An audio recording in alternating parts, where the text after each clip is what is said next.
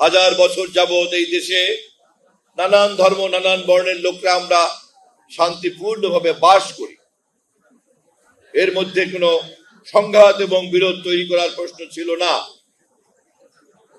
কিন্তু যারা ভোটারবিহীন ভাবে গণবিচ্ছিন্ন ভাবে রাষ্ট্র ক্ষমতা দখল করেছিল এবং দখল করে থাকতে চেয়েছিল, তারা জনগণের মধ্যে বিভিন্ন কারণে বিভেদ তৈরি করত। তার মধ্যে একটা বড় কারণ হচ্ছে উপলক্ষ হচ্ছে ধর্মীয় বিরোধ তৈরি করা, ধর্মীয় বিভাজন তৈরি করা। আজকের এই আয়োজক মাননীয় সংসদ সদস্য জাহাঙ্গীর সাহেব সহ আয়োজকদেরকে আমি ধন্যবাদ জানাই যে আপনারা পবিত্র রমজানে প্রতিযোগিতার আয়োজন করার মধ্য দিয়ে এই মাদ্রাসা ছাত্রদের মধ্যে যে প্রতিভা লুকিয়ে আছে এবং তাদের মধ্যে যে যুক্তিবোধ আপনারা তৈরি করেছেন, তা শেষ পর্যন্ত শুধু আমাদের ধর্মীয় চিন্তাকেই প্রসারিত করবে না, আমাদের একটি সামাজিক ভারসাম্য পরিবেশ দিবে।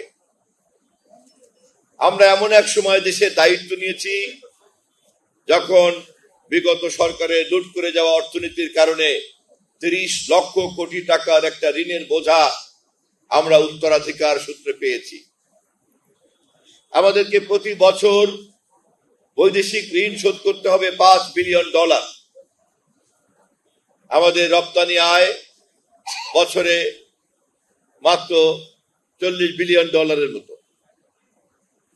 আমাদের রেমিটেন্সের ইনকাম 20 থেকে 21-22 বিলিয়ন ডলার।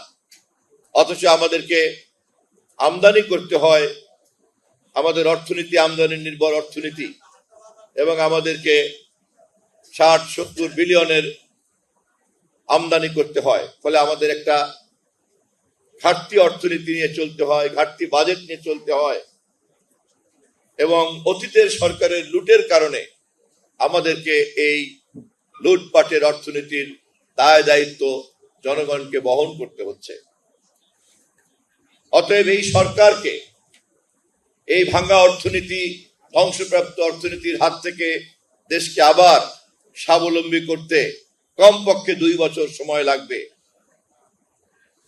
সেই কারণে আমাদের সমস্ত ভোটারদেরকে সজাগ করতে হবে, যাতে অর্থনৈতিক সংকট পুনরুদ্ধার করার এই জটিল সময়টাতে কেউ আমাদেরকে রাজনৈতিকভাবে বিভাজিত করতে না পারে। জাতীয় সংসদে আমরা অন্যান্য আমাদের বিরোধী দলের সঙ্গে গঠনমূলকভাবে তর্ক বিতর্ক করছি, এবং আমরা এই তর্ক বিতর্ক আরো করব, কারণ গঠনমূলক তর্ক বিতর্ক দেশকে সঠিক পথে এগিয়ে নিয়ে যাওয়া যায়। কিন্তু কোনোভাবেই আমাদের সংসদের গঠনমূলক তর্ক বিতর্ক এবং সমালোচনা তা যেন রাজপথে কেউ নিয়ে আসতে না পারে, এবং সেই অজুহাতে যাতে আবার রাজনৈতিক এবং সামাজিক বিশৃঙ্খলা তৈরি করতে না পারে, আপনারা সে ব্যাপারে সজাগ থাকবেন। আজকের এখানে যে জমায়েত, আমি মাননীয় এমপি মহোদয়কে বলবো এবং সম্মানিত আলেম ওলামাকে বলবো, আপনারা এই বিষয়ে সমস্ত অংশগ্রহণকারীকে সজাগ রাখবেন। আগামী 2 বছর আমরা যদি একটি শান্তিপূর্ণ সামাজিক পরিবেশ না রাখতে পারি, তাহলে ভাঙ্গা অর্থনীতিকে আমরা কিন্তু পুনরুদ্ধার করতে পারবো না। আমাদের যে শান্তিপূর্ণ দৈনন্দিন অর্থনৈতিক এবং সামাজিক ধর্মীয় জীবন, তা কিন্তু আমরা অব্যাহত রাখতে পারবো না। অতএব প্রতিটি নাগরিককে আগামী দিনের বাংলাদেশের সামাজিক স্থিতিশীলতাকে নিশ্চিত করতে হবে, পাহারা দিতে হবে। তাহলেই কেবলমাত্র আমরা এই ধ্বংস করে দেওয়া যে আওয়ামী লীগের অর্থনীতি, সেটাকে আবার আমরা ঘুরিয়ে আনতে পারবো।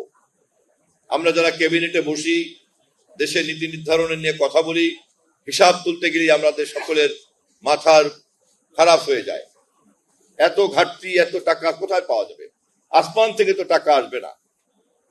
অতএব আগামী দিনের রাজনীতিতে সামাজিক স্থিতিশীলতা একটি গুরুত্বপূর্ণ বিষয়, এবং সেই ক্ষেত্রে আপনারা যারা ধর্মীয় মূল্যবোধ চর্চা করেন, আপনারা হতে পারেন গুরুত্বপূর্ণ সহযোগী।